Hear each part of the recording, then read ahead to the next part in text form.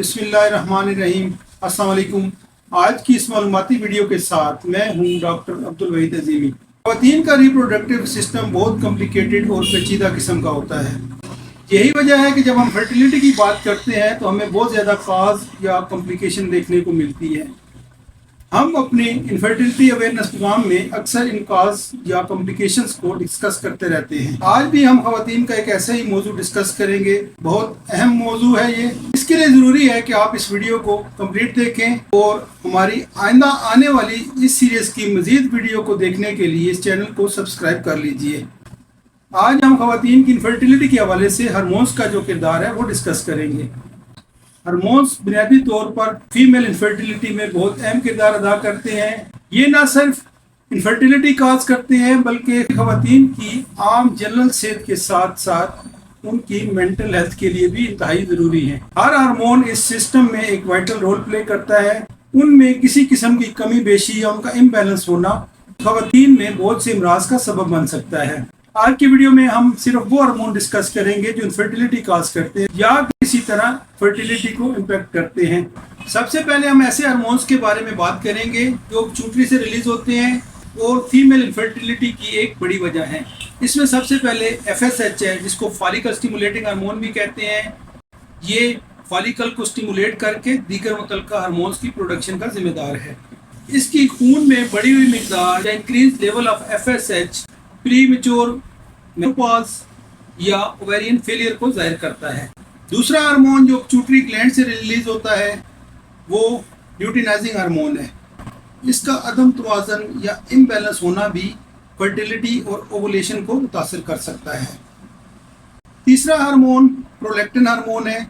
ये भी पिट्यूटरी से रिलीज होता है। इसकी खून में बढ़ी हुई मिकदार, जिसको हाइपरप्रोलैक्टिनीमिया कहा जाता है, फर्टिलिटी और ओवुलेशन को सप्रेस करता है। एक हार्मोन जिसको एस्ट्रोजन कहा जाता है, खून में ज़्यादा मिकदार जिसको हाइपरएस्ट्रोजनिज्म कहा जाता है, या खून में इसकी कम मिकदार जिसको हाइपोएस्ट्रोजनिज्म कहा जाता है। ये दोनों सूरतें ही ओवुलेशन और फर्टिलिटी पर असरअंदाज होती हैं। एक और हार्मोन जिसको प्रोजेस्टेरोन कहा जाता है, इसकी कमी लूटियल फेज को डिफेक्ट करती है। इस हार्मोन की कमी से एम्ब्रियो इम्प्लांटेशन और प्रेगनेंसी को मेंटेन रखने में दिक्कत का सामना हो सकता है। एक मेडिकल कंडीशन है जिसको हाइपोथैलेमिक एमिनोरिया कहा जाता है। इनमें भी एस्ट्रोजन और प्रोजेस्टेरोन की प्रोडक्शन मुतासिर होती है और इनफर्टिलिटी प्रॉब्लम पैदा होते हैं। एंड्रोजेंस की बढ़ी हुई मिकदार, हाई लेवल भी इनफर्टिलिटी करता है। एंड्रोजेंस जो कि मेल हार्मोन्स है, टेस्टोस्टेरोन वगैरह, ये डायरेक्टली PCO करते हैं और PCO की वजह से इनफर्टिलिटी काज होती है। थायराइड ग्लैंड के हार्मोन T3 और T4, इन हार्मोन का जिस्म में ज़्यादा बना हाइपरथायराइडिज्म कहलाता है और इनका कम बनना हाइपोथायराइडिज्म कहलाता है। ये दोनों सूरतें ही फर्टिलिटी को डिसरप्ट करती हैं। एक और हार्मोन जिसको AMH कहा जाता है, यानी कि एंटी मुलेरियन हार्मोन, ये ओवेरियन रिजर्व को शो करता है। कुछ हार्मोन जिनको कार्टिसोल कहा जाता है, जो कि एड्रिनल ग्लैंड से रिलीज होते हैं, इनका इनफर्टिलिटी के हवाले से बहुत अमल दखल है। इनका क्रॉनिकली या मुश्किल तौर पर जिस्म में ज़्यादा रहना इनफर्टिलिटी काज करता है।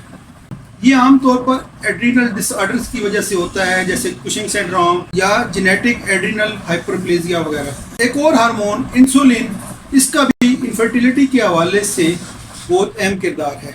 इंसुलिन रेजिस्टेंस या खून में इसकी मिकदार का बहुत ज़्यादा बढ़ना PCO की वजह है और PCO की वजह से फिर इनफर्टिलिटी के प्रॉब्लम पैदा होते हैं। इन तमाम हार्मोन्स का इम्बैलेंस होना या अदम तवाज़न या कमी बेशी ना सिर्फ ख़वातीन की मजमूई सेहत पर असरअंदाज होती है बल्कि उनकी ज़हनी सेहत पर भी असरअंदाज होती है और इनफर्टिलिटी जैसी पेचीदा बीमारियां भी इनकी वजह से पैदा होती हैं।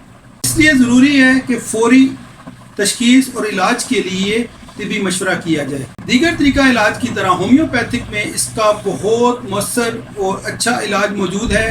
होम्योपैथिक दुनिया का दूसरा बड़ा अल्टरनेटिव वे ऑफ ट्रीटमेंट है। इसके लिए ज़रूरी है कि आप अपने किसी करीबी सीनियर तरीन होम्योपैथिक डॉक्टर से रब्ता करें।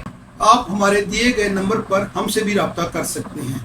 होम्योपैथिक में आम तौर पर इसके लिए जो मेडिसिन इस्तेमाल होती हैं वो हैं सेफलिनम, मेडोराइनम, ट्यूबर, ओरोमेट, सीपिया, बोरेक्स, क्रियाजोल, natrum carb, natrum mur, platina, palladium, लेट्रस फेरिनोसा, सिमिसिफ्यूगा, अशोका, म्यूरेक्स, ओरिगेनम और इस तरह की दीगर बहुत सी अद्वियात साइन, सिम्टम, काजेशन, मोडेलिटीज़ और बहुत सी चीज़ों को देखते हुए हम तजवीज़ करते हैं। इसके साथ साथ होम्योपैथिक में बहुत से हार्मोन भी पोटेंटाइज फॉर्म में पोटेंसी की शक्ल में दस्तयाब हैं।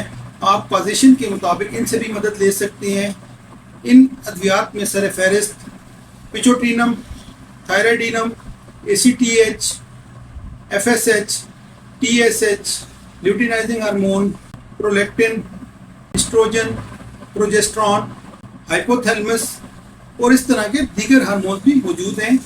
अपना बहुत ज़्यादा ख्याल रखिएगा और सेहत के मामले में कभी भी कंप्रोमाइज़ ना कीजिएगा। शुक्रिया।